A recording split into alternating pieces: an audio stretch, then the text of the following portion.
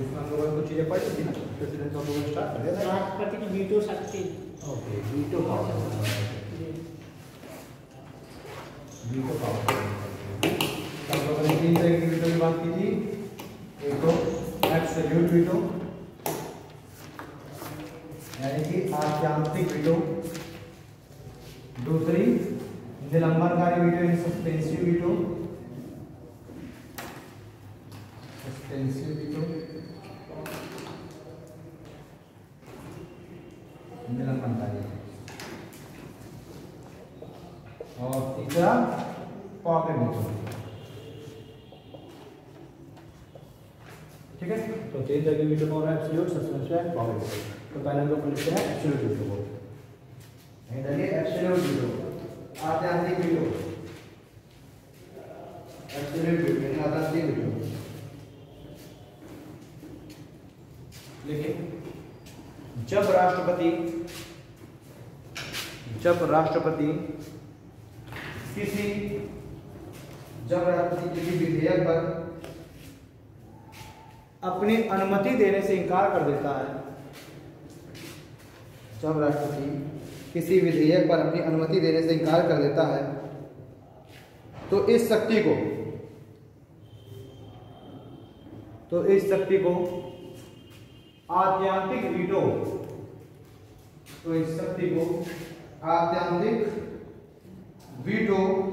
शक्ति कहते हैं। तो इस शक्ति को आत्यांतिक वीटो शक्ति कहते हैं। पैराग्राफ चेंज करके लिखिए। भारत में इस शक्ति का प्रयोग 2 स्थितियों में किया जा सकता है। भारत में इस शक्ति का प्रयोग 2 स्थितियों में किया जा सकता है। भारत में इस शक्ति का प्रयोग 2 स्थितियों में किया जा सकता है। पहला पॉइंट लिखिए,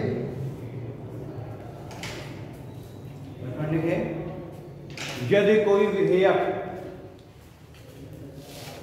कोई विधेयक किसी विपक्षी सदस्य द्वारा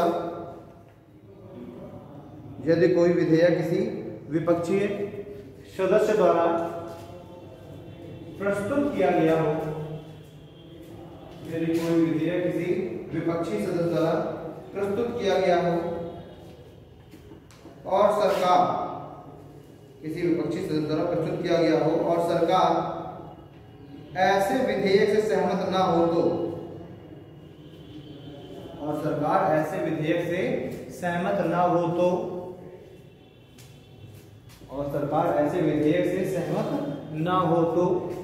वे राष्ट्रपति को आत्यांतिक वीटो का प्रयोग करने की सलाह दे सकता है। तो वे राष्ट्रपति को आत्यांतिक वीटो का प्रयोग करने की सलाह दे सकता है।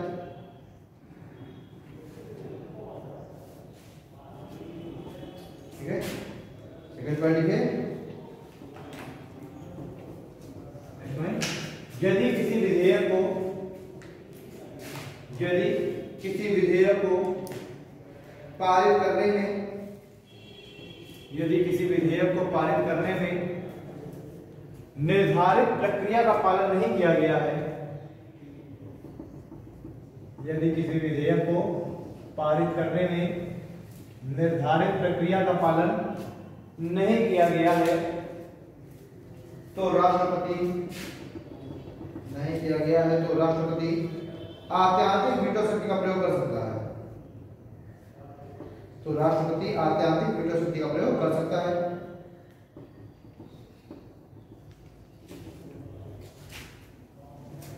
ठीक है, तो 2 स्थितियां हैं जिनमें आत्यांतिक वीटो का प्रयोग किया जा सकता है। पहली स्थिति क्या है कि अगर कोई विपक्षी सदस्य कोई विधेयक प्रस्तुत करता है और उससे सरकार जो है वो सहमत नहीं है, तो हम ये भी जानते हैं कि राष्ट्रपति सरकार की सलाह पर ही कार्य करने के लिए बाध्य है ना।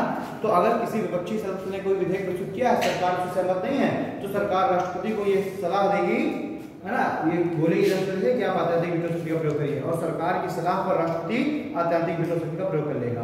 और सेकंड क्या है, सेकंड क्या इसका रीजन हो सकता है, सेकंड ये है कि अगर विधेयक को पारित करने में जो निर्धारित प्रक्रिया है उसका प्रॉपर पालन नहीं किया गया है। निर्धारित प्रक्रिया का मतलब कि अगर मान लीजिए कोई विधेयक पास किया जाना है लोकसभा और राज्यसभा के 2/3 बहुमत से, और वो लोकसभा में 2/3 बहुमत से पास हुआ, राज्यसभा में नहीं पास हुआ और उसको भेज दिया गया राष्ट्रपति के पास, तो राष्ट्रपति देखेगा कि निर्धारित प्रक्रिया का पालन नहीं हुआ है, यानी दोनों से 2/3 बहुमत से पास नहीं हुआ, तो राष्ट्रपति इसको लगा देगा आत्यांतिक वीटो। ठीक है, पैराग्राफ चेंज करके लिखिए।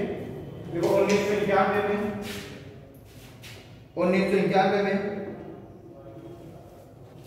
संसद वेतन भत्ता बिल, 1991 में सांसद वेतन भत्ता बिल जो कि एक धन विधेयक है, 1991 में सांसद वेतन भत्ता बिल जो कि एक धन विधेयक है, उसे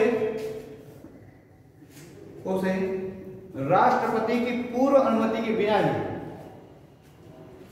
1991 में सांसद वेतन भत्ता बिल जो कि एक धन विधेयक है उसे राष्ट्रपति की पूर्व अनुमति के बिना ही पारित कर दिया गया, उसे राष्ट्रपति की पूर्व अनुमति के बिना ही पारित कर दिया गया था, चूंकि इस विधेयक में निर्धारित प्रक्रिया का पालन नहीं किया गया, क्योंकि इस विधेयक में निर्धारित प्रक्रिया का पालन नहीं किया गया, इस कारण क्योंकि इस प्रक्रिया में क्योंकि इस विधेयक में निर्धारित प्रक्रिया का पालन नहीं किया गया, इस कारण राष्ट्रपति ने इसमें आत्यांतिक वीटो,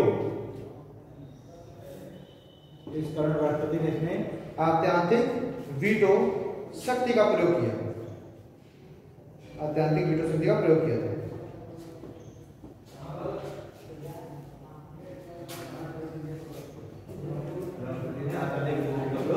किया अगला लिखो निरंकुश वीटो,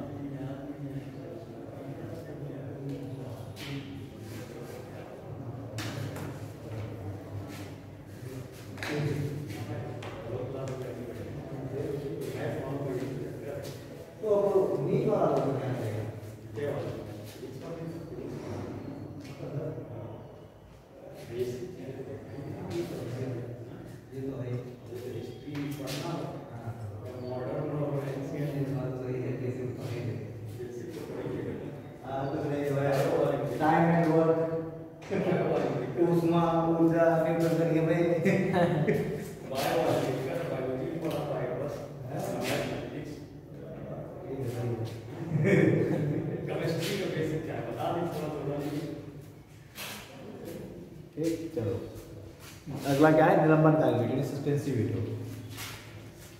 ठीक है, जय वीटो राष्ट्रपति को, यह वीटो शक्ति राष्ट्रपति को अनुच्छेद 111 के अंतर्गत प्राप्त है, यह वीटो शक्ति राष्ट्रपति को अनुच्छेद 111 के अंतर्गत प्राप्त है। ठीक है, यह वीटो शक्ति राष्ट्रपति को अनुच्छेद 111 के अंतर्गत प्राप्त है। इसके अंतर्गत राष्ट्रपति किसी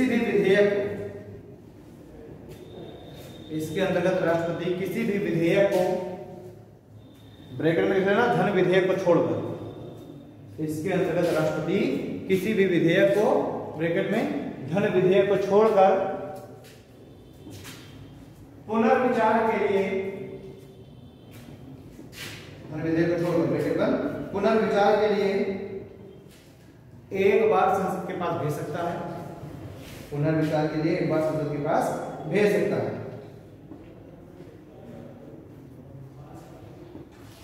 एक बार पुनर्विचार करके संसद के पास भेज सकता है। और यदि संसद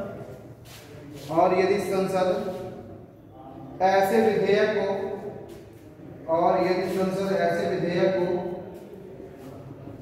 साधारण बहुमत से पारित कर देती है, और यदि संसद ऐसे विधेयक को साधारण बहुमत से पारित कर देती है, तो राष्ट्रपति अब अनुमति देने के लिए बाध्य होगा। तो राष्ट्रपति अब अनुमति देने के लिए बाध्य होगा। ठीक है, पृष्ठ लिखिए। इस प्रकार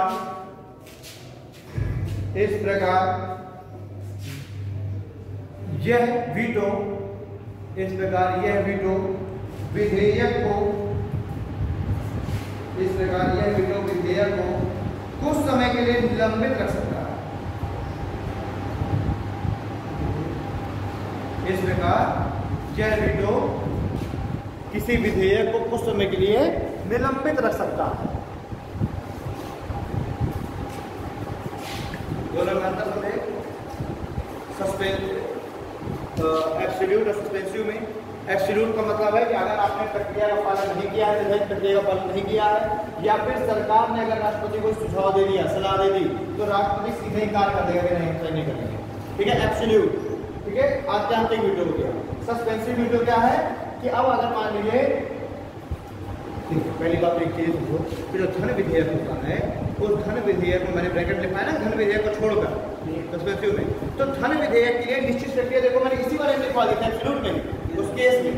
यानी आप उससे क्या समझे, केस स्थिति जो मैंने लिखवाई 1991 वाली अत्याधिक में, कि इसमें सांसद का जो वो आया था, जो बिल लाया गया था, है ना, उसमें क्या किया गया था कि अच्छा धन विधेयक में क्या होता है कि पहले राष्ट्रपति से पूर्व अनुमति लेनी पड़ती है, उसके बाद संसद में वो विधेयक पास कराया जाता है। ध्यान देना, एग्जाम में कुछ पूछा आता है।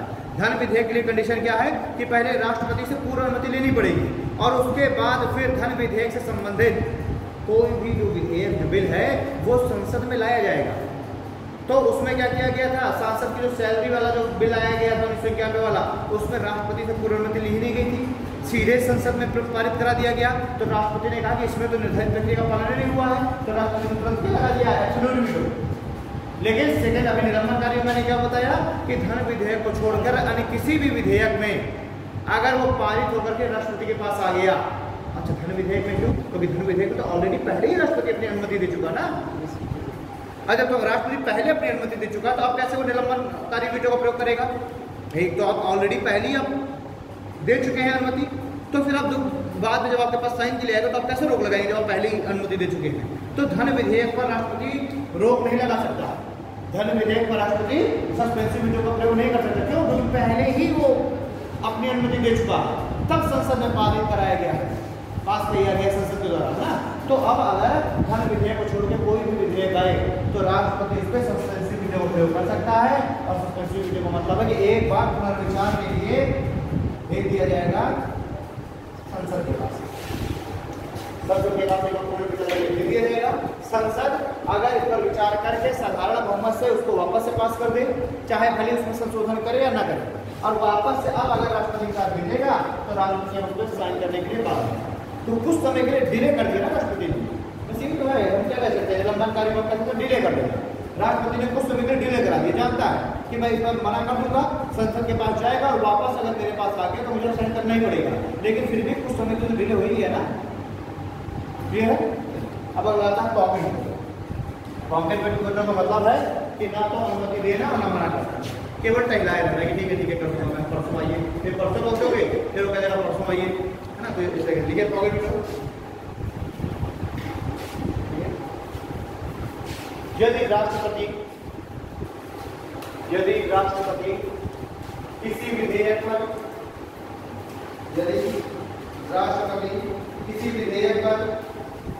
ना तो अपनी सहमति दे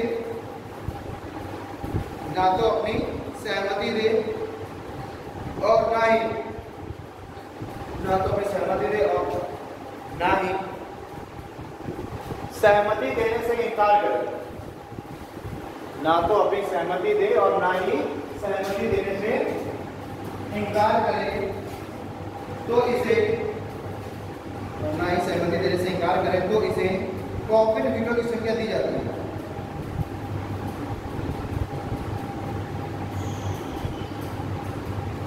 तो इसे कॉकपिट वीटो की संख्या दी जाती है। पैराग्राफ चेंज करके लिखिए। 1986 के डाक एवं कार विधेयक पर 1986 के डाक एवं कार विधेयक पर राष्ट्रपति ने 1986 के डाक एवं कार विधेयक पर राष्ट्रपति ने पॉकेट वीटो का ही प्रयोग किया।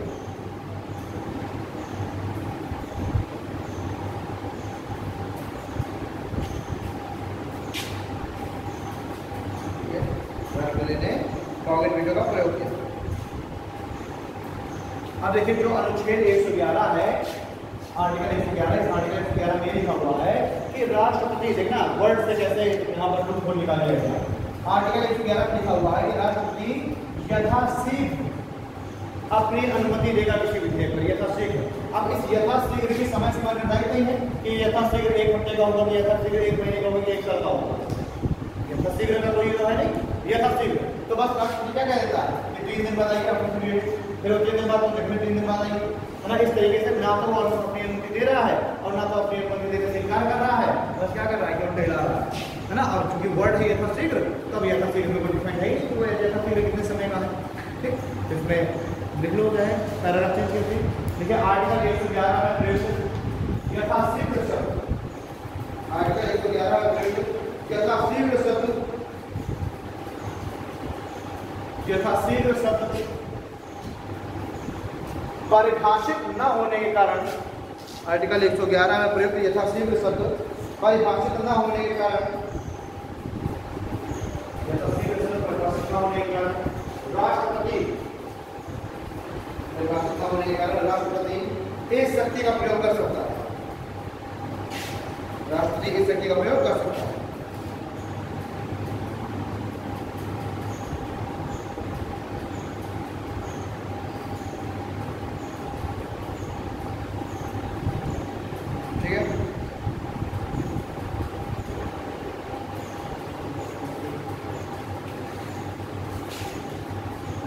ये हम लोग बात कर रहे थे राष्ट्रपति की लेजिस्लेचर पावर की, है ना।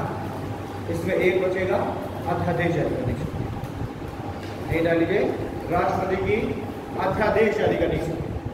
राष्ट्रपति वीटो पावर हमने लिख लिया है, अब राष्ट्रपति की अध्यादेश ऑर्डिनेंस, राष्ट्रपति की ऑर्डिनेंस अध्यादेश जारी करने की। आर्टिकल 123 राष्ट्रपति के अध्यादेश जारी करने की शक्ति, यानी आर्टिकल 123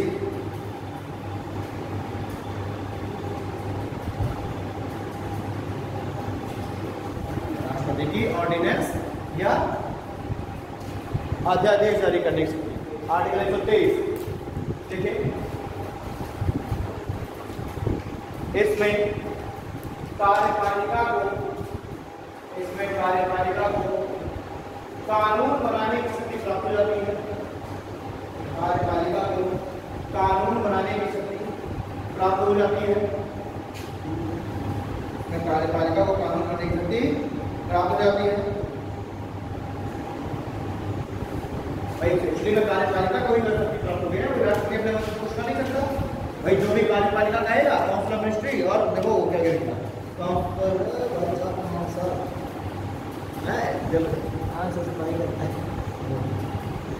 ठीक है। तो ऐसे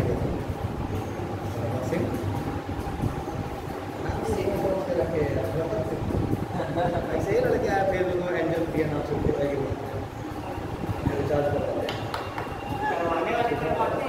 हाँ तो ऐसे ही लड़के तुम्हारे तरह के धड़कन सिंह नाम रखते हो, तो सुनो लड़कों का नाम धड़कन सिंह, किसी का नाम है तुम तो रखो धड़कन सिंह, तुम कैसे रखते हो?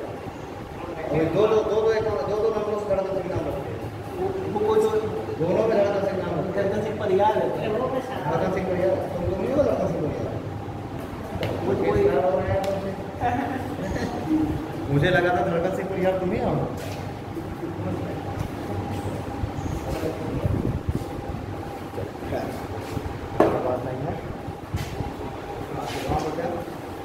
मैं ये कह रहा था कि जो अध्यादेश है, एक्चुअली में अध्यादेश नाम तो है राष्ट्रपति का, राष्ट्रपति जारी करता है, लेकिन एक्चुअली में कौन जारी कर रहा है? कार्यपालिका।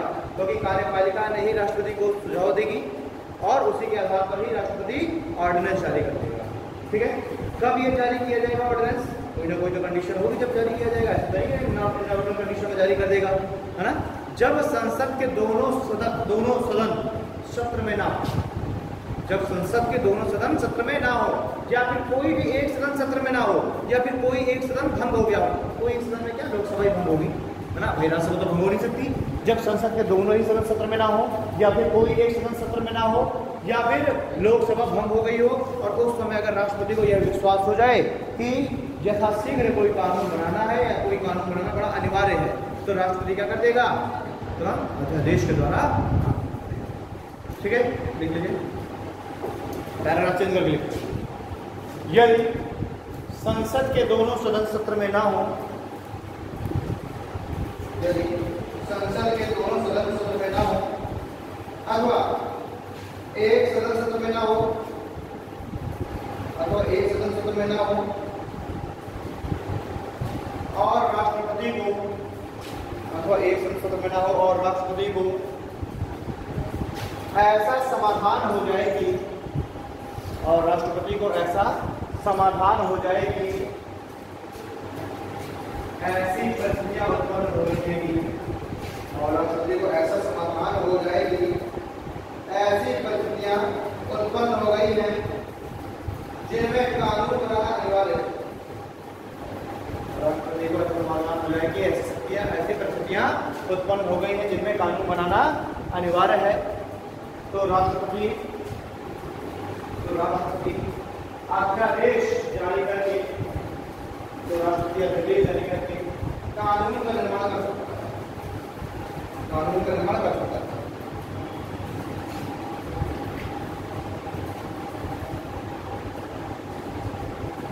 ठीक है,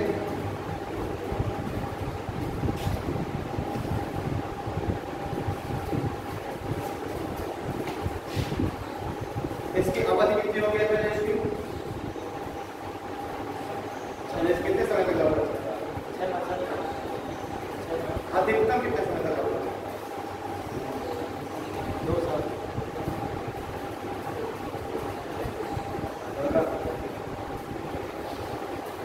अधिकतम कितने समय तक अध्यादेश लागू होता है? 6 माह प्लस 6 सप्ताह, अधिकतम लगभग 7.5। ठीक है, कैसे? 6 माह तक ये लागू रहेगा। तो मैंने आपको क्या बताया कि संसद के 2 सदनों के बीच में अधिकतम 6 माह का गैप होता है। संसद के 2 सदनों के बीच में होते हैं ना, तो 2 सदनों के बीच में कितने माह का गैप होता है? 6 माह का। तो मान लीजिए अब आज ही सदन क्या हुआ, बर्खास्त, है ना, और कल ही आवश्यकता पड़ गई अध्यादेश जारी करने की, तो अध्यादेश जारी हो गया कल ही, और 2 सत्रों के बीच में अधिकतम होता है 6 महीने गैप, तो 6 महीने तक मान लीजिए, जैसे अभी विंटर सेशन नहीं हुआ था 2020 में, है ना, उसका एक्सटेंड कर दिया गया था, तो 6 महीने का तो गैप हो जाएगा उसमें। उसके बाद जब सदन सत्र में वापस आएंगे तो उनको 6 सप्ताह का मौका मिलेगा कि आप उस अध्यादेश को आप क्या कर दीजिए, वापस से जो संसद है दोनों सदनों के द्वारा उस अध्यादेश को पारित कर दिया जाएगा। ध्यान दीजिएगा, जो अध्यादेश है वो एक तरीके से टेम्परेरी का है। अगर आपको उसको परमानेंट करना है तो संसद उस अध्यादेश को पारित करेगा। अगर संसद ने उस अध्यादेश को, राष्ट्रपति द्वारा बनाए गए अध्यादेश को संसद ने प्रॉपर पारित कर दिया तो वो अब परमानेंट हो जाएगा। समझ आ रही है ना? अभी राष्ट्रपति ने तो इमरजेंसी में बना दिया 6 महीने के लिए, तो वह टेम्परेरी। लेकिन अगर संसद को लग रहा है कि ये कानून बढ़िया है, इसको हमें परमानेंट कर देना चाहिए, तो संसद उसको क्या करेगा, दोनों सदनों से पारित करेगा। तो इसके लिए कितने महीने का समय मिलेगा? कितने समय का? 6 सप्ताह का समय मिलेगा। भाई 6 महीने तक तो ऐसे ही रहा है वो, क्योंकि संसद अभी सत्र में ही नहीं है। फिर जैसे ही संसद सत्र में आए तो अब 6 सप्ताह का समय मिलेगा। तो अधिकतम कितने समय के लिए हो सकता है? 6 महीना को, और अधिकतम 6 सप्ताह का समय संसद को पास करने के लिए। तो एक अध्यादेश जो है वो 6 माह प्लस 6 सप्ताह के लिए जारी रह सकता है, और इसके बाद अगर वो नहीं पास हो पाए तो वो फिर समाप्त हो जाएगा। ठीक, तो आप लोगों ने हमेशा 6 माह पढ़ा रखा होगा, लेकिन 6 सप्ताह का वो भी तो आप पढ़ेंगे, वो भी तो मैक्सिमम में जुड़ जाएगा। देखिए अध्यादेश की अवधि, ठीक है, अध्यादेश अधिकतम अध्यादेश अधिकतम 6 माह, अध्यादेश अधिकतम 6 माह तक लागू रह सकता है। ये इसमें अधिकतम और घटा, अधिकतम घटा, अध्यादेश 6 माह तक लागू रह सकता है और 6 माह के पश्चात इसे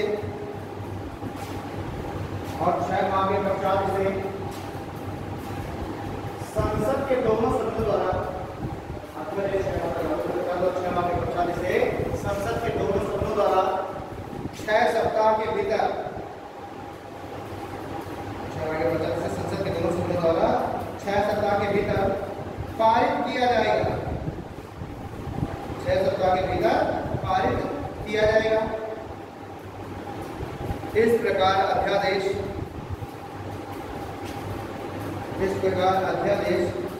अधिकतम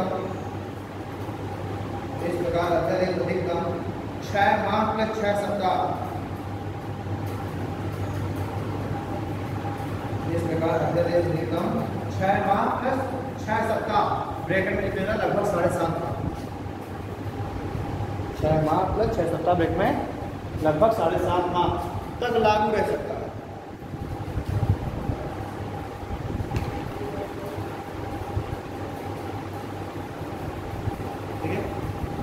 अब देखिए, साधारण परिस्थितियों में तो राष्ट्रपति का जो अध्यादेश है इसको हम कोर्ट में चैलेंज नहीं कर सकते, यानी इसका न्यायिक अवलोकन नहीं सकता, सुप्रीम कोर्ट इसकी जांच नहीं कर सकता साधारण केस में। लेकिन अगर ऐसी कुछ परिस्थितियां उत्पन्न हो रही है जिसमें सुप्रीम कोर्ट को लग रहा है कि अध्यादेश दुर्भावना से ग्रसित होकर के लाया गया है, तो उसका न्यायिक अवलोकन किया जा सकता है। सर्वोच्च न्यायालय ने ऊपर वर्सेस स्टेट केस आया, ऊपर वर्सेस स्टेट, है ना। सुप्रीम कोर्ट ने ऊपर वाद में यह निर्धारित किया कि सुप्रीम कोर्ट ने ऊपर के वाद में यह निर्धारित किया कि दुर्भावना के आधार पर अध्यादेश को जारी करने का, दुर्भावना के आधार पर अध्यादेश को जारी करने का पुनरावलोकन किया जा सकता है। दुर्भावना के आधार पर अध्यादेश को जारी करने का पुनरावलोकन किया जा सकता है।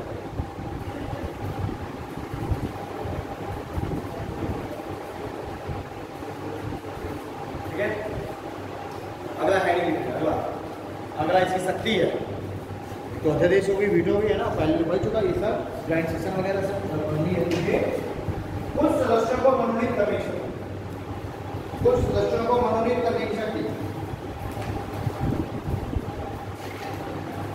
कुछ सदस्यों को मनोनीत करने की शक्ति।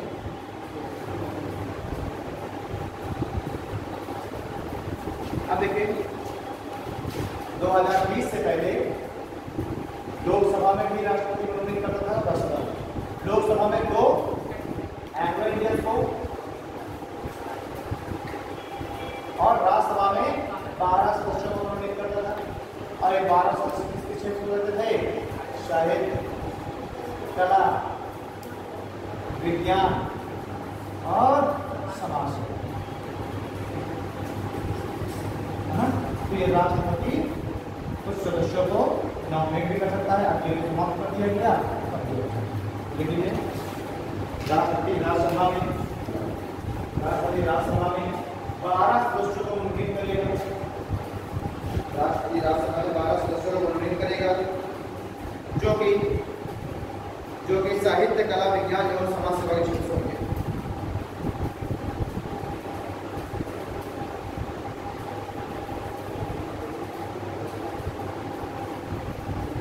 राष्ट्रपति 12 सदस्यों को राज्यसभा में मनोनीत करेगा, जो कि साहित्य, कला, विज्ञान और समाज सेवा के क्षेत्र से होंगे।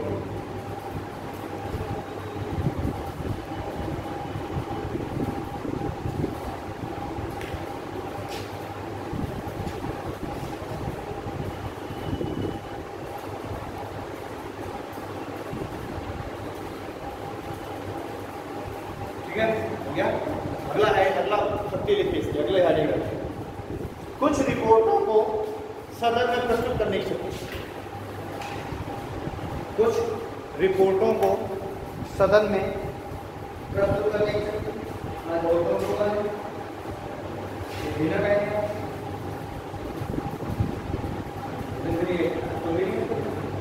देख करें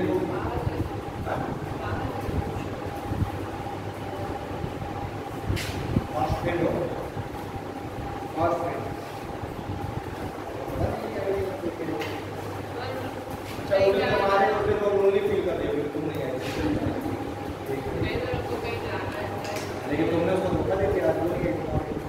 सर उन्होंने बोला तुम जाना बस मेरे को सेंड कर देना।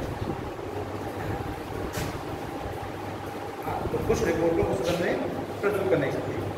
अब इसमें क्या है, कौन कौन सी रिपोर्ट प्रस्तुत करेगा, जैसे कि एक तो बजट, जिसे हम कह सकते हैं वित्तीय विवरण,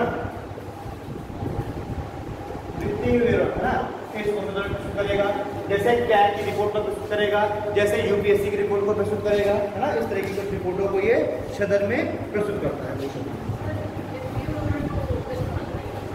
क्या जो सदन में जो प्रस्तुत करता है वो ये प्रस्तुत करेगा राष्ट्रपति, ठीक है। सदन के सामने जो रिपोर्ट रखता है वो ये करेगा, ठीक। कुछ रिपोर्टों को सदन में प्रस्तुत कर नहीं सकते। पहला पढ़ेंगे वित्तीय विवरण, वित्तीय विवरण प्रस्तुत कर नहीं सकते। वार्षिक वित्तीय विवरण प्रस्तुत कर नहीं सकती, वार्षिक वित्तीय विवरण प्रस्तुत कर नहीं सकती। आर्टिकल 112 वार्षिक वित्तीय विवरण प्रस्तुत कर नहीं सकती, आर्टिकल 112। नेक्स्ट पढ़िए नियंत्रक एवं महालेखा परीक्षक की रिपोर्ट को प्रस्तुत करेगा। नियंत्रक एवं महालेखा परीक्षक,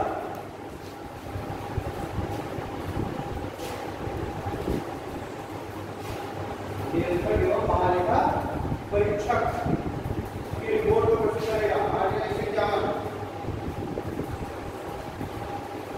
नियंत्रक एवं महालेखा परीक्षक की रिपोर्ट को सदन में प्रस्तुत करेगा। आर्टिकल 151। नेक्स्ट देखिए वित्त आयोग, वित्त आयोग की रिपोर्ट को प्रस्तुत करेगा। आर्टिकल 281 वित्त आयोग की रिपोर्ट को प्रस्तुत करेगा। आर्टिकल 281। संघ लोक सेवा आयोग की रिपोर्ट को प्रस्तुत करेगा। आर्टिकल 323 संघ लोक सेवा आयोग की रिपोर्ट प्रस्तुत करेगा। आर्टिकल 323।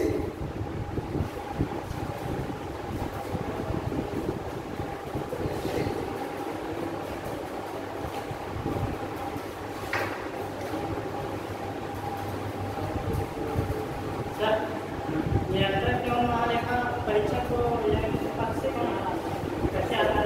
देखिए जो नियंत्रक एवं महालेखा परीक्षक है उसको सरकार जो है वो उसके सरकार जब तक चाहती है, जब कोई सरकार चल होगी वो नियंत्रक एवं महालेखा परीक्षक को सरकार इसकी नियुक्ति करेगा राष्ट्रपति, है ना। लेकिन जो है जैसे कि अटॉर्नी जनरल ने ये है तो इनको जो है सरकार वो करती है, रिपोर्ट देती है और उसे मान्यवती बोलती है, ठीक।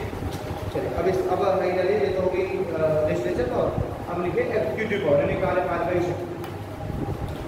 लेजिस्लेचर पावर हो गई, अगला है कार्यपालिका शक्ति।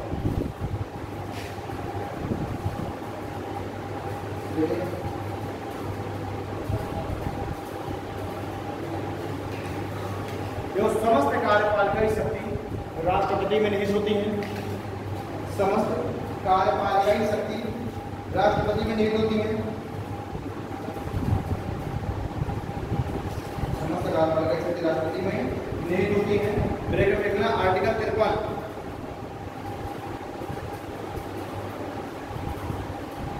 आर्टिकल 53, ठीक है। सेकंड पॉइंट लिखते हैं समस्त कार्यपालिकाई कार्य, समस्त कार्यपालिकाई कार्य राष्ट्रपति के नाम से ही किए जाएंगे। समस्त कार्यपालिकाई कार्य राष्ट्रपति के नाम पर ही किए जाएंगे। Article 77 clause 1।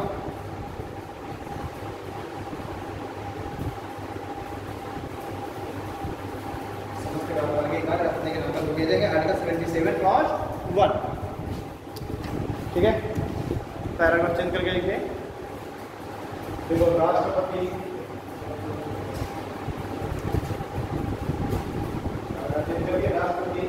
अपनी कार्यपालिका शक्ति का प्रयोग करते हुए, राष्ट्रपति अपने कार्यपालिका शक्ति का प्रयोग करते हुए राष्ट्रपति अपने कार्यकाल का इस स्थिति का प्रयोग करते हुए निम्नलिखित पदों पर नियुक्त करता है, निम्नलिखित पदों पर नियुक्ति करता है।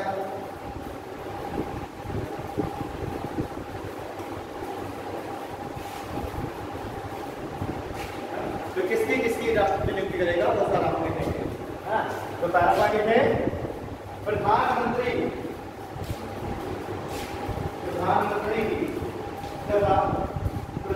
की सलाह पर मंत्रिपरिषद के अन्य सदस्यों की नियुक्ति करेगा। प्रधानमंत्री की सलाह पर मंत्रिपरिषद के अन्य सदस्यों की नियुक्ति करेगा। आर्टिकल 75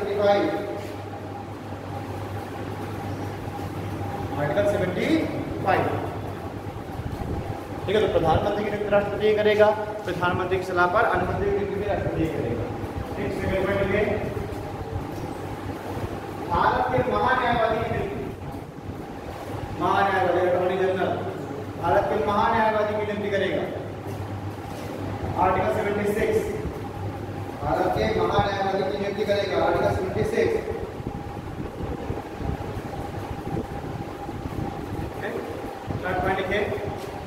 नियंत्रक एवं महालेखा परीक्षक की नियुक्ति करेगा। आर्टिकल 148 नियंत्रक एवं महालेखा परीक्षक की नियुक्ति करेगा। Article 148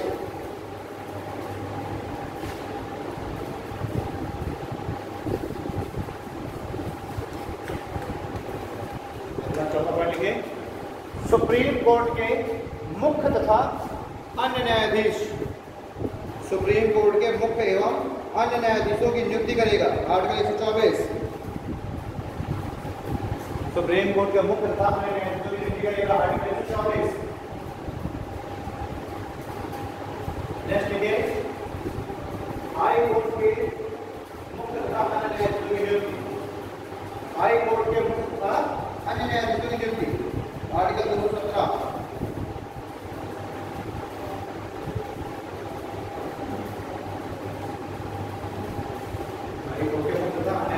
article 217। अगला पॉइंट लिखिए। देखो संघ लोक सेवा अध्यक्ष तथा संयुक्त लोक सेवा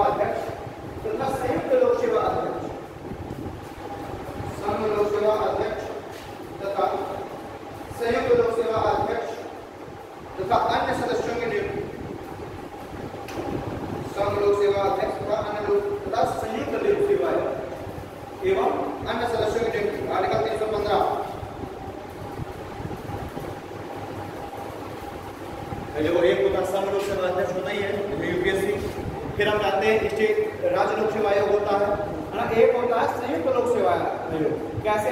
राष्ट्रपति को पावर प्राप्त है या संसद को भी पावर प्राप्त है कि वो दो या दो से अधिक राज्यों के लिए एक ही लोक सेवा आयोग लेकिन संयुक्त लोक सेवा आयोग क्या होता है कि दो राज्यों के लिए, दो से अधिक राज्यों के लिए एक ही लोक सेवा आयोग काम करेगा।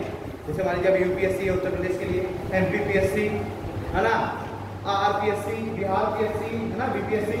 लेकिन संसद को ये अधिकार प्राप्त है कि वो दो या दो से अधिक राज्यों को एक ही लोक सेवा आयोग के अंतर्गत कर देगा। हमारे बिहार पीएससी को भी यूपीएससी के अंतर्गत रखते हैं है ना। तो फिर क्या हो जाएगा, ये कह रहेगा संयुक्त लोक सेवा आयोग। 315 संघ लोक सेवा आयोग तथा संयुक्त लोक सेवा आयोग के अध्यक्ष तथा अन्य सदस्यों की नियुक्ति। कहीं सही होगा भी कहीं हो जाता है।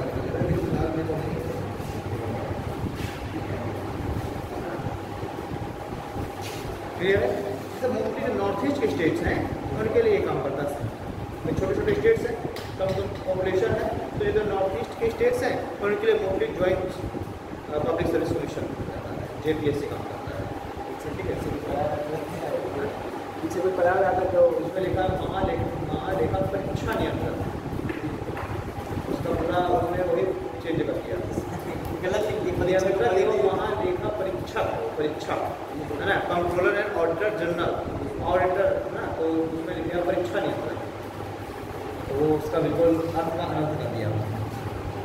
क्लियर हुआ?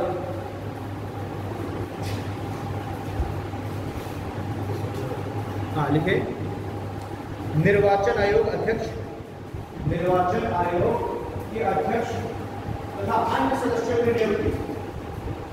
निर्वाचन आयोग के अध्यक्ष यानी कि ये कह सकते हैं कि मुख्य निर्वाचन आयोग, ये क्या चीज है, निर्वाचन आयोग का अध्यक्ष यानी मुख्य निर्वाचन आयोग तथा अन्य सदस्यों की नियुक्ति। आर्टिकल 324 निर्वाचन आयोग के एवं अन्य निर्वाचन आयोग की नियुक्ति, आर्टिकल 324। ठीक है, अगले देखो, SC/ST आयोग के अध्यक्ष, SC/ST आयोग के अध्यक्ष तथा अन्य सदस्यों की नियुक्ति। SC/ST आयोग के अध्यक्ष तथा अन्य सदस्यों की नियुक्ति, आर्टिकल 338 और 338A। SC/ST आयोग के अध्यक्ष तथा अन्य सदस्यों की नियुक्ति, आर्टिकल 338 और आर्टिकल 338A। प्रॉपर्टी में राज्यपाल की नियुक्ति, आर्टिकल 155।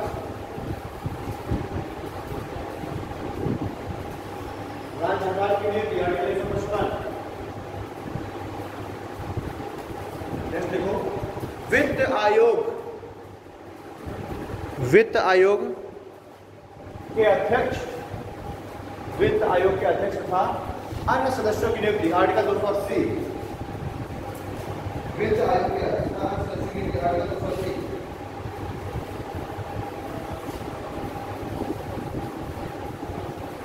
ठीक है, ये तो संवैधानिक निकाय, कॉन्स्टिट्यूशनल बॉडीज, चाहे वो यूपीएससी हो, चाहे वित्त आयोग हो, चाहे निर्वाचन आयोग हो, ये सब क्या है, ये सब कॉन्स्टिट्यूशनल बॉडीज।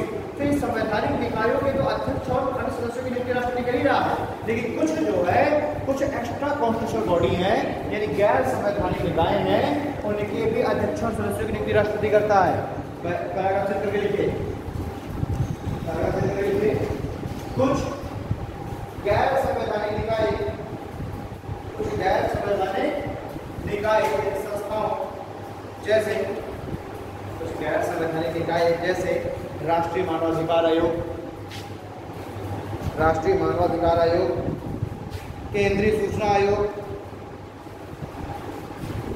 केंद्रीय सूचना आयोग, केंद्रीय सतर्कता आयोग, सेंट्रल प्रोजेक्ट कमीशन, केंद्रीय सतर्कता आयोग एवं लोकपाल,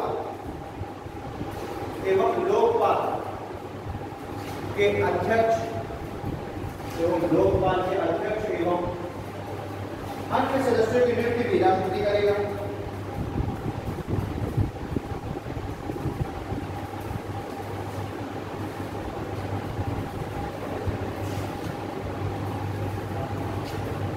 ठीक है, ये है आर्टिकल 77 क्लॉज।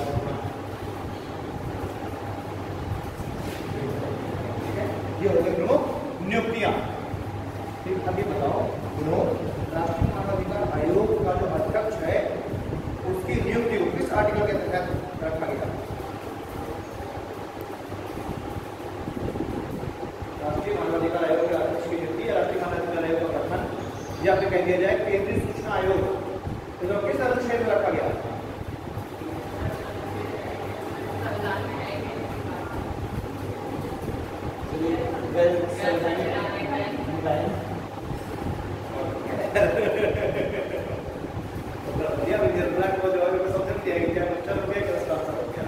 ये एक्स्ट्रा कॉन्स्टिट्यूशनल बॉडी है यानी कि संविधान में वर्णित ही नहीं है ये।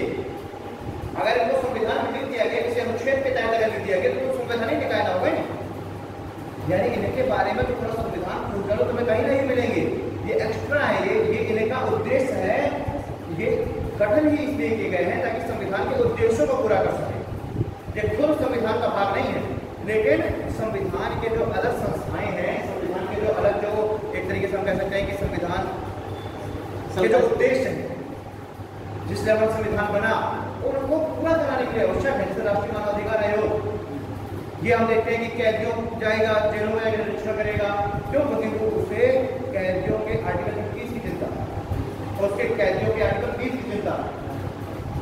तो ये जो है जितने एक्स्ट्रा कॉन्स्टिट्यूशनल बॉडी है ये क्या करते हैं, संविधान के उद्देश्यों को पूरा कराने के लिए आवश्यक है। तो संविधान में इनका कहीं वर्णन नहीं। क्लियर बात। अब इसके बाद नेक्स्ट पॉइंट देखो, राष्ट्रपति अपनी कार्यपालकीय शक्ति का प्रयोग करते हुए, राष्ट्रपति अपनी कार्यपालकीय शक्ति का प्रयोग करते हुए प्रधानमंत्री से, राष्ट्रपति अपने कार्यपालकीय शक्ति का प्रयोग करते हुए प्रधानमंत्री से सरकार के कार्यों की रिपोर्ट मांग सकता है। प्रधानमंत्री से सरकार के कार्यों की रिपोर्ट मांग सकता है। आर्टिकल 78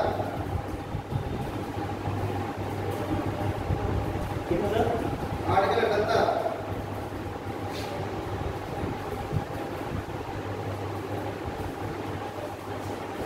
ठीक है, आर्टिकल 78 क्लॉज 1 का आर्टिकल 78 क्लॉज 1। नेक्स्ट लिखिए, यदि कोई निर्णय किसी एक मंत्री द्वारा लिया गया है, यदि कोई निर्णय किसी एक मंत्री द्वारा लिया गया है, तो यदि राष्ट्रपति आवश्यक समझे, तो ऐसे विषय को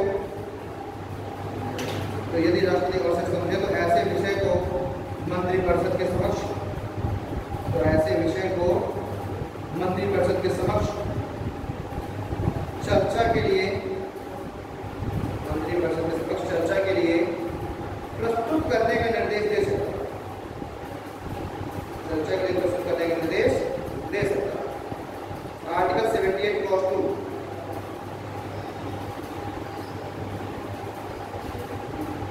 आर्टिकल 78 क्लॉज 2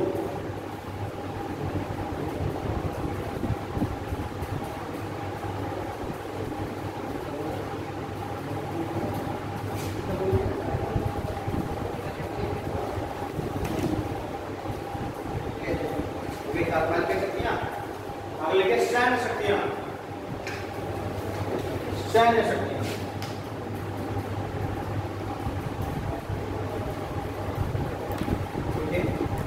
राष्ट्रपति तीनों सेनाओं का सर्वोच्च सेनापति होता है। राष्ट्रपति तीनों सेनाओं का सर्वोच्च सेनापति होता है।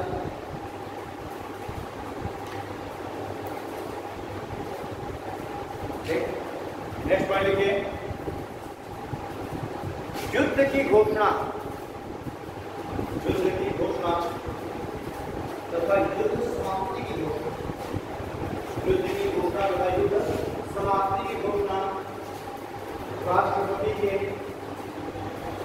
युद्ध की घोषणा तथा युद्ध समाप्ति की घोषणा राष्ट्रपति के द्वारा ही की जाएगी। राष्ट्रपति के द्वारा ही की जाएगी।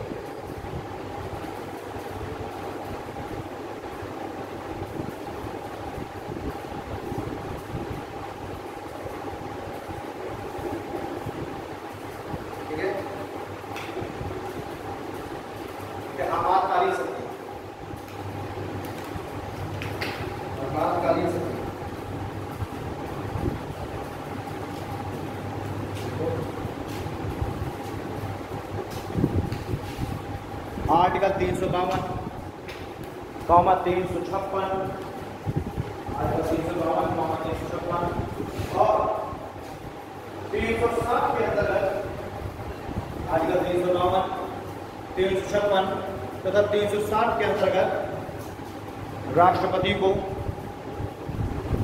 360 के अंतर्गत राष्ट्रपति को आपातकाल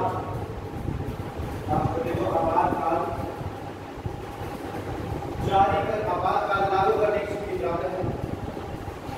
आपातकाल लागू करने की शक्ति प्राप्त है। इसको लिखने की जरूरत नहीं, ऑलरेडी आपको ठीक है। अब देखिए न्यायिक शक्तियां, न्यायिक ठीक है।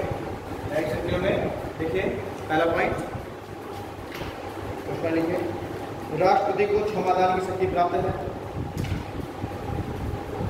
राष्ट्रपति को क्षमादान की शक्ति प्राप्त है। ब्रैकेट में आर्टिकल 72, राष्ट्रपति को क्षमादान की शक्ति प्राप्त है, आर्टिकल 72।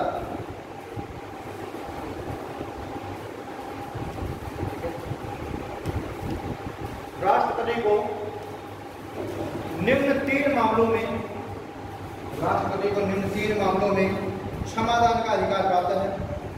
राष्ट्रपति को उपरोक्त 3 मामलों में क्षमादान का अधिकार प्राप्त है।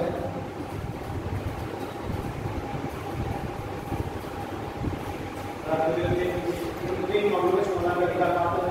पहला पॉइंट है, यदि दंड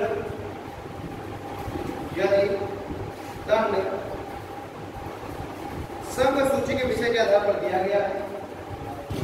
यदि दंड संघ सूची के विषय के आधार पर दिया गया है तो ऐसे मामलों में, यदि दंड संघ सूची के विषय के आधार पर दिया गया तो ऐसे मामलों में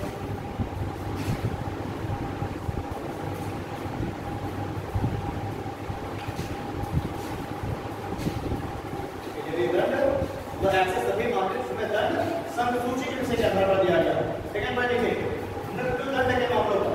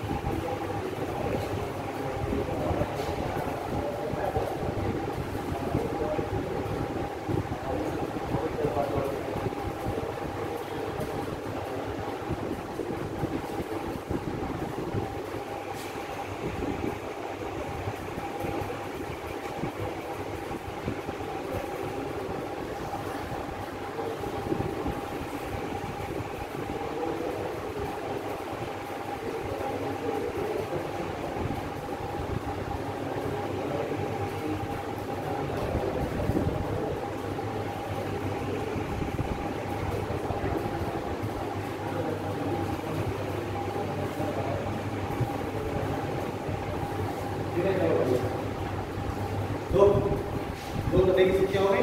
तीसरा लिखिए सैन्य मामलों में सैन्य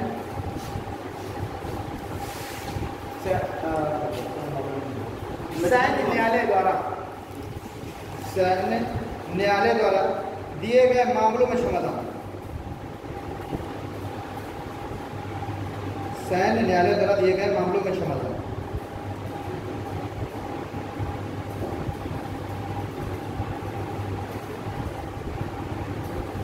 ठीक है, तो तीन तरीके से राष्ट्रपति तीन तरीके के मामलों में क्षमा समिति का प्रयोग कर सकता है ना। यह तो न्यायिक पावर प्राप्त है। पहला संसूची के विषय पर, अगर कोई उसकी संसूची के विषय के आधार पर अगर हुआ है तो। दूसरा मृत्युदंड अगर दिया है, हाईकोर्ट या सुप्रीम कोर्ट ने मृत्युदंड दे दिया। और तीसरा अगर सेना के जो सैन्य न्यायालय होते हैं है ना, अगर सेना के न्यायालय ने अगर कोई डिसीजन दिया है तो उसमें भी राष्ट्रपति को पावर प्राप्त है। ठीक, अब अगला है ये क्षमा के प्रकार। क्षमा के प्रकार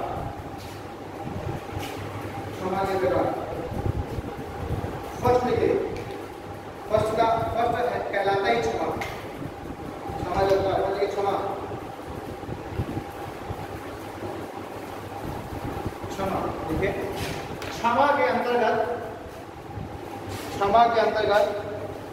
देखिए। क्षमा के अंतर्गत व्यक्ति पूर्ण रूप से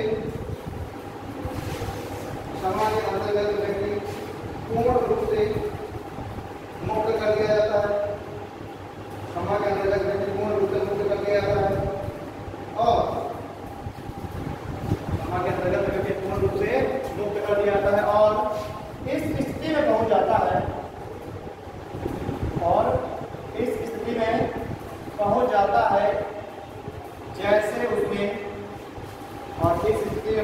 है जैसे उसने कभी अपराध किया ही ना। और इस स्थिति में पहुंच जाता है जैसे उसने कभी अपराध किया ही ना हो।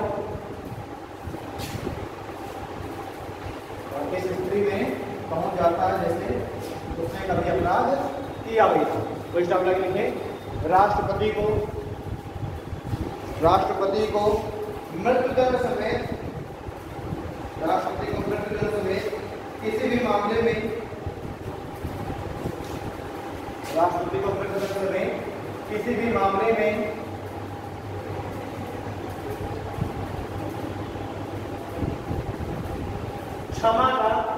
क्षमा की शक्ति प्राप्त है। राष्ट्रपति को मृत्युदंड समेत किसी भी मामले में क्षमा की शक्ति प्राप्त है।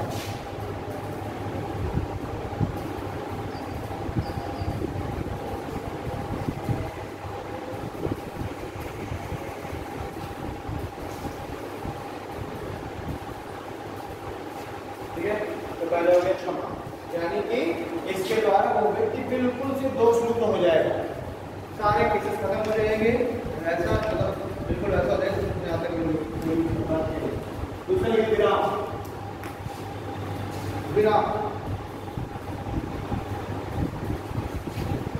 ठीक है। किसी भी अपराधी की विशेष स्थिति के कारण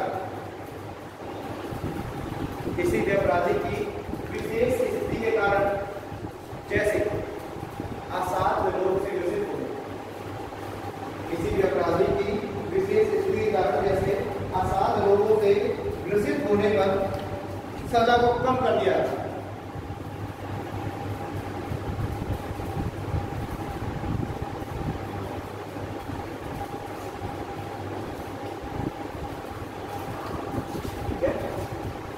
अगर कोई असाध्य रोग से ग्रसित है तो उसकी क्षमा को कम, उसकी जो सजा है वो सजा को कम कर दिया जाएगा। विशेष असाध्य रोग से विशेष परिस्थिति का ठीक है। आगे प्रतिलंबन। तो राष्ट्रपति क्षमादान पर सुनवाई करने के लिए, राष्ट्रपति क्षमादान पर सुनवाई करने के लिए सजा को कुछ समय के लिए या क्षमादान पर सुनवाई करने के लिए सजा को कुछ समय के लिए निलंबित कर देता है, सजा को कुछ समय के लिए निलंबित कर देता है। इसे ही प्रविलंबन कहते हैं।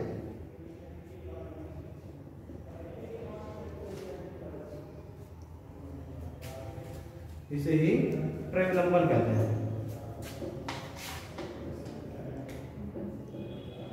इसे ही प्रविलंबन कहते हैं।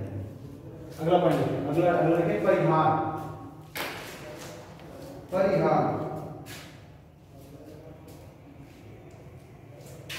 देखो, यदि किसी अपराधी की सजा की अवधि, यदि किसी अपराधी की सजा की अवधि बिना सजा की प्रकृति बदले, बिना सजा की प्रकृति बदले, यदि किसी अपराधी की सजा की अवधि बिना सजा की प्रकृति बदले कम कर दी जाए, बिना सजा की प्रकृति बदले कम कर दी जाए तो उसे परिहार कहते हैं। बिना सजा की प्रकृति बदले कम कर दी जाए तो इसे परिहार कहते हैं। जैसे 7 वर्ष के सश्रम कारावास की सजा को, जैसे 7 वर्ष के सश्रम कारावास की सजा को घटाकर, जैसे 7 वर्ष के सश्रम कारावास की सजा को घटाकर 4 वर्ष कर दिया जाए।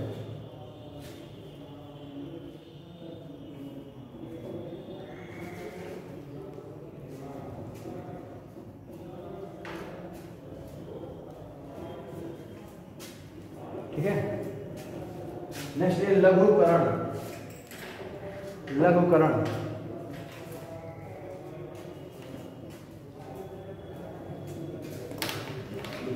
यदि किसी अपराधी की सजा की प्रकृति, यदि किसी अपराधी की सजा की प्रकृति को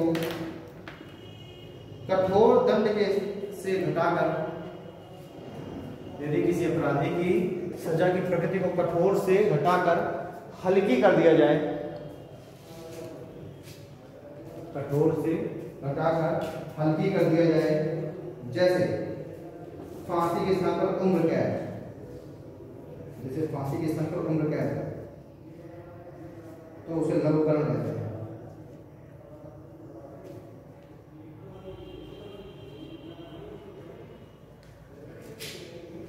उसे लघुकरण कहते हैं। क्षमादान पर सर्वोच्च न्यायालय का निर्णय, क्षमादान पर सर्वोच्च न्यायालय का निर्णय, क्षमादान पर सर्वोच्च न्यायालय का निर्णय। इसमें लिखिए Kehar Singh case, Kehar Singh case 1989, Kehar Singh case 1989।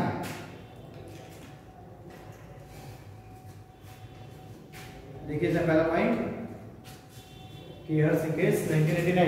पहला पॉइंट लिखिए राष्ट्रपति की क्षमादान की शक्ति को, राष्ट्रपति की क्षमादान की शक्ति को सर्वोच्च न्यायालय, राष्ट्रपति की क्षमादान की शक्ति को सर्वोच्च न्यायालय दुर्भावना के आधार पर जा सकता है। राष्ट्रपति की क्षमादान की शक्ति को सर्वोच्च न्यायालय दुर्भावना के आधार पर जा सकता है।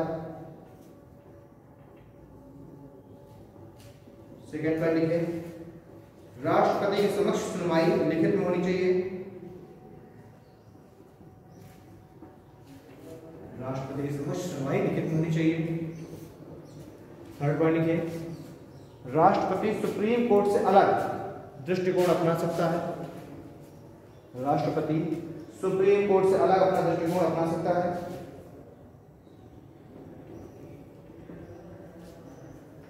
और चौथा पॉइंट लिखे राष्ट्रपति मंत्रिपरिषद की सलाह के अनुसार ही, राष्ट्रपति मंत्रिपरिषद की सलाह के अनुसार ही निर्णय देगा। राष्ट्रपति मंत्रिपरिषद की सलाह के अनुसार ही निर्णय देगा।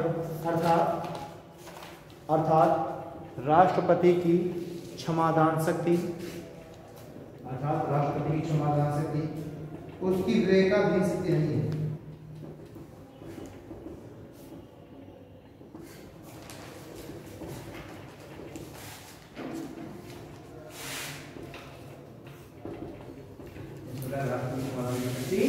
उसकी विवेकाधीन विशेषाधीन नहीं है। ठीक है जी। अगला है लिए इप्रू सुधाकर केस। इप्रू सुधाकर केस।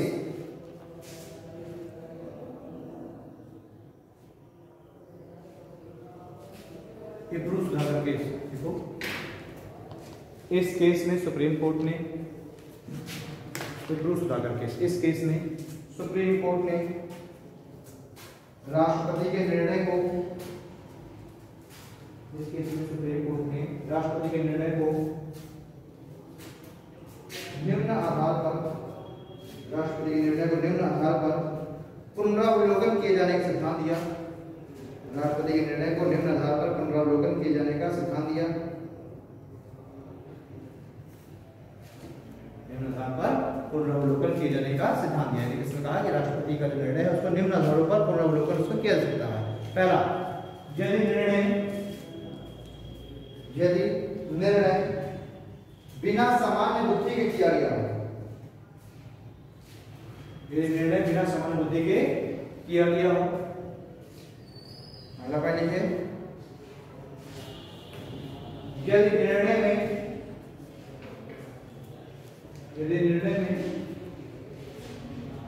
कुछ संबंधित तथ्यों को शामिल न किया गया हो, यदि निर्णय में कुछ संबंधित तथ्यों को शामिल न किया गया हो, यदि निर्णय में कुछ संबंधित तथ्यों को शामिल न किया गया हो। थर्ड पॉइंट लिखिए, यदि निर्णय पक्षपात पूर्ण हो, यदि निर्णय पक्षपात पूर्ण हो और मनमानेपन को दर्शाता हो। यदि निर्णय पक्षपात पूर्ण हो और मनमानेपन को दर्शाता हो।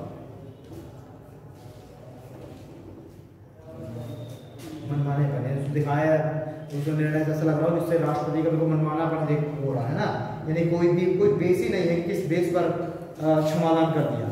क्षमादान किया तो कुछ ना कुछ उसका बेस होना चाहिए ना, लोगों को तो लगे कि हाँ ये बात सही है। अब चले कि फर्जी का बस है ना, कोई ऐसा हीनस क्राइम में शामिल अपराधी को ये है कि मृत्युदंड होनी चाहिए और उसको अचानक राष्ट्रपति का क्षमादान दे दिया, तो ये तो क्या हो गया, दुर्भावना से ग्रसित हो गया। ठीक, या फिर कुछ तथ्यों अगर शामिल नहीं किया राष्ट्रपति ने, तो इन आधारों पर अगर राष्ट्रपति ने दिया है क्षमादान तो उसका न्यायिक पुनरावलोकन किया जाएगा, सुप्रीम कोर्ट के द्वारा जांच की जाएगी। ठीक है जी। और अगर ये सब आधार नहीं अगर उसमें उपस्थित है, नहीं दिख रहे हैं, तो राष्ट्रपति फिर उसका न्यायिक पुनरावलोकन नहीं करेगा। ठीक, राष्ट्रपति के निर्णय की। ओके,